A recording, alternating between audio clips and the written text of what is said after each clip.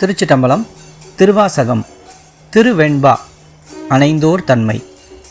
வெய்ய வினையிரண்டும் வெந்தகல மெய்யுருகி பொய்யும் பொடியாகாது என் செய்கேன் செய்ய திருஆர் பெருந்துரையான் தேன் உந்து செம்தி மறுவாது இருந்தேன் மனத்து.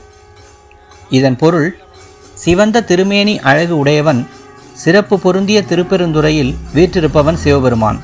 தேன் போலும் இனிமையை அடியவர் உள்ளத்தில் தரும் செம்ஜோதியான அவனை என் மனத்துள் அணைத்து கொள்ளாது இருந்தேன். அதனால் என்னுடைய கொடிய வினைகள் இரண்டும் வெந்து ஒழியவில்லை. இந்த உடம்பும் உருகிப் போகவில்லை.